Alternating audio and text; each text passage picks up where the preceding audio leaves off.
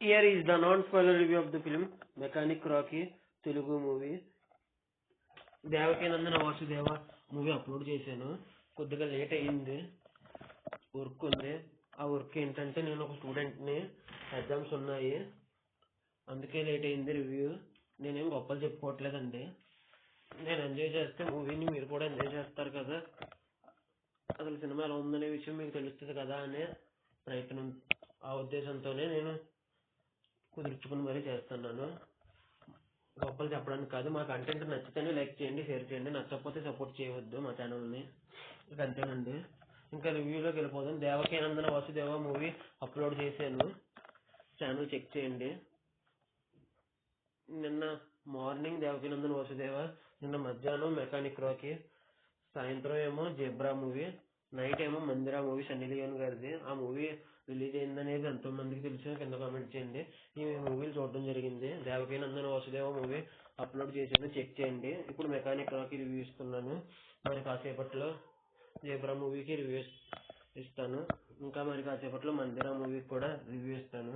మా channel check చేస్తుండండి. Content నచ్చితేనే support చేయండి. ఇంకా వీడియోలోకి వెళ్ళిపోదాం. ఇంక ఈ మూవీ నాకు ఎలా అనిపించింది అనే విషయంలోకి వెళ్ళిపోతే, నాకైతే నచ్చిందండి ఈ మూవీ.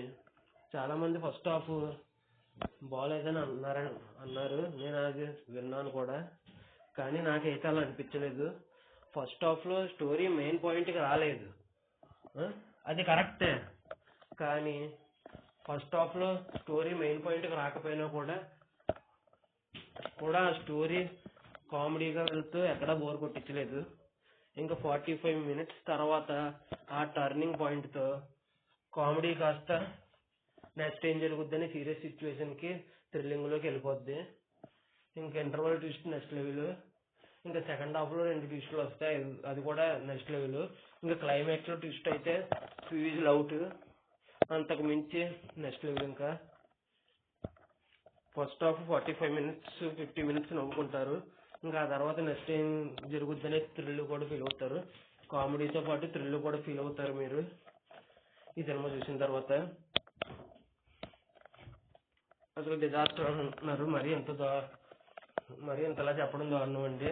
డిజాస్టర్ అయ్యే రేంజ్ బొమ్మ అయితే కాదు. ఫస్ట్ 45 minutes మెయిన్ స్టోరీ లేకుండా ఉంటేనే ఇంత దారుణంగా డిజాస్టర్ అని అనడం తప్పది. మళ్ళీ దానికి తోడు ఫస్ట్ 45 minutes స్టోరీ లేకపోయినా కూడా ఇంట్రెస్టింగ్ గానే తీసుకెళ్లారు. అయినా సరే ఇలా తప్పు పట్టడం కరెక్ట్ కాదు. నాకైతే నచ్చింది ఈ మూవీ. ఇంక ఇందులో శ్రద్ధా శ్రీనాథ్ గారు బాగా చేశారు యాక్టింగ్. విశ్వక్ సేన్తో ఈక్వల్గా చేశారు ఇంకా యాక్టింగ్. ఇంకా మీనాక్షి చౌదరి గారు కూడా బాగానే చేశారు యాక్టింగ్. ఇంకా వీళ్ళు ముగ్గురు లేకపోతే సినిమాయే లేదు అనే రేంజ్లో ఉంటాయి వీళ్ళ ముగ్గురు క్యారెక్టర్లు.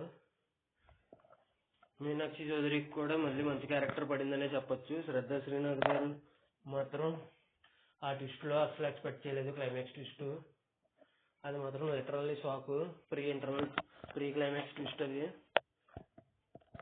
శ్రద్ధా శ్రీనాథ్ గారి దగ్గర నుంచి వచ్చేది అసలు ఎక్స్పెక్ట్ చేయలేదు ఈ షేడ్స్ అయితే.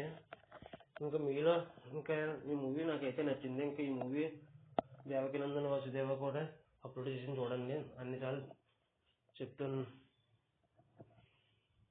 తప్పుగా అనుకోకండి అన్నిసార్లు చెప్పినందుకు. ఇంకా ఈ మూవీకి వచ్చేసి నేను ఇవ్వబోయే రేటింగ్ వచ్చేసి 4.5 out of 5 అయితే ఇవ్వచ్చు.